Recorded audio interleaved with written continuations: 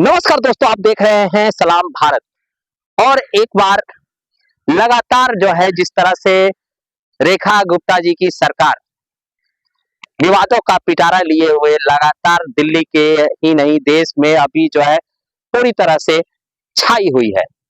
रही बात इधर अगर देखा जाए तो दिल्ली शहर जो है हादसों का शहर बन गया है।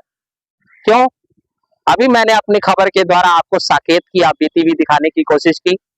फिर दूसरी तरफ मालवीय नगर में भी अगले दिन एक घटना घटता है, मतलब एक हफ्ते में इस तरह के घटना जहां पर कई मौतें हो जाती है और पूरा दिल्ली आहत हो जाता है, जो दिलवालों की नगरी है। और दूसरी तरफ देखा जाए तो शालीमार बाग और पता नहीं कितने जगहों को चिन्हित किया गया है जहां बुलडोजर चलाए जा रहे हैं।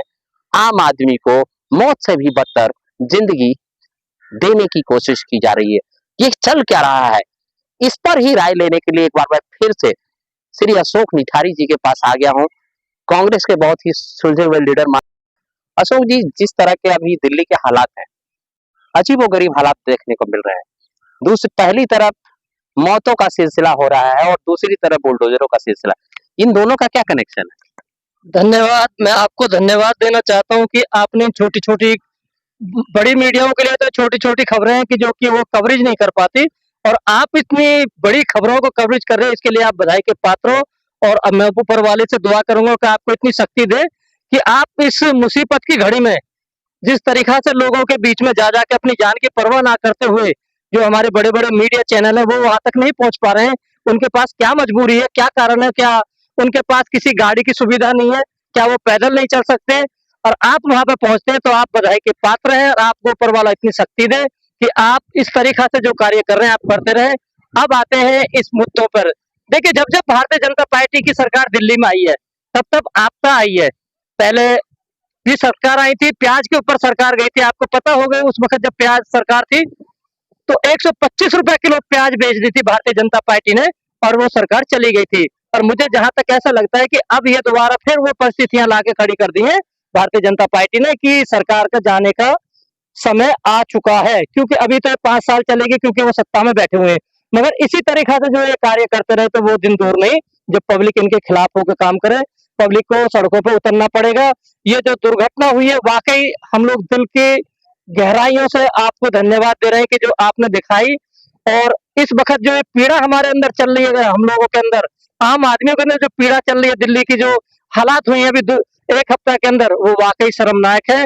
और इस घटना से तो हमें इतनी बड़ी प्रेरणा लेनी चाहिए, जहाँ पे 40 आदमी की मृत्यु हो जाती है। दिखा तो पेपर 17-18 दिए पर इसमें परिवार के परिवार गारत हो गए, तो इससे बड़ी दुःख की क्या बात हो सकती है। मैं तो उन परिवार को और ऊपर वाले से उनकी आत्मा की शांति के लिए दुआ करता हूँ और भगवान उनको अपने चरणों में स्थान दे और उन दिगंत आत्मा को अपने कहने के लिए मेरे पास शब्द नहीं है, और परिवार को भी इतना शक्ति दे कि इस मुसीबत की घड़ी से उभर सके। जब हम लोगों को इतनी चिंता और हम लोग अपना बयान नहीं दे पा रहे तो परिवार के ऊपर क्या गुजर रही होगी, ये आप अच्छी तरीक़ा से जान सकते हो।